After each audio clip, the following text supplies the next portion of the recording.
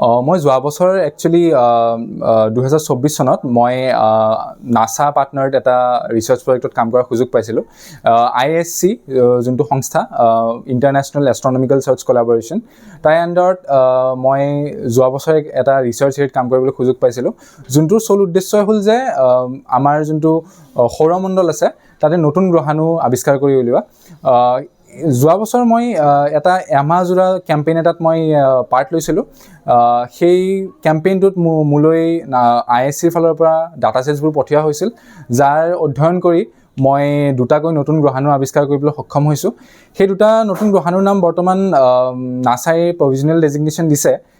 এটাৰ নাম হ'ল 2024 V8 আৰু আনটোৰ নাম হ'ল 2024 VC23।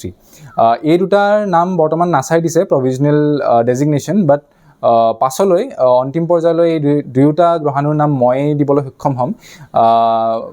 এইটো বৰ্তমান নাছাই প্ৰভিজনেল ডিছকাভাৰী হিচাপে চাৰ্টিফাই কৰিছে।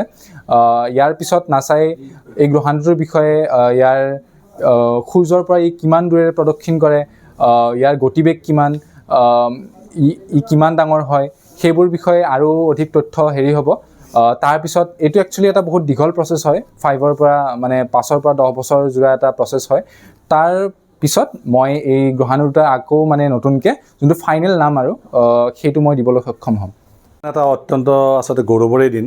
মই পিতৃ হিচাপে, আৰিয়ানৰ পিতৃ হিচাপে আমি গোটেই সমগ্ৰ পৰিয়ালটো যথেষ্ট আমি গৌৰৱান্বিত অনুভৱ কৰিছোঁ এই মুহূৰ্তত, কিয়নো যে আমাৰ ৰঙিয়াৰ দৰে এখন সৰু ঠাইৰ পৰা আমাৰ এজন সাধাৰণ এটা পৰিয়ালৰ এজন ল'ৰাই আজি এটা বিৰাট এটা সাফল্য এটা লাভ কৰিবলৈ সক্ষম হৈছে আৰু আমাৰ সমগ্ৰ অসমীয়া জাতিৰ কাৰণে আচলতে এটা গৌৰৱ কঢ়িয়াই আনিবলৈ সক্ষম হৈছে। আৰু আমি ভাৰতীয় হিচাপে এই কথাত মই নিজে এটা গৌৰৱান্বিত অনুভৱ কৰোঁ। আৰু এই সমগ্ৰ এই যিটো জ্যোতিৰ্বিজ্ঞানৰ যাত্ৰা, এই যাত্ৰাপথত মোৰ ল'ৰাটোৱেও অকণমান এটা সৰু হ'লেও এটা বৰঙণি আগবঢ়াবলৈ সক্ষম হৈছে।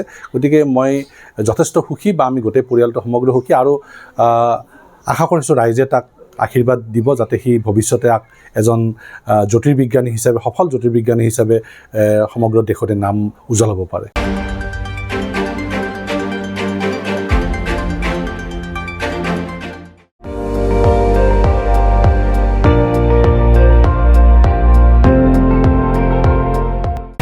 আপুনি চাই আছে ND24, সৰ্বশ্ৰেষ্ঠ নহয় সৰ্বোত্তমৰ দৌৰ।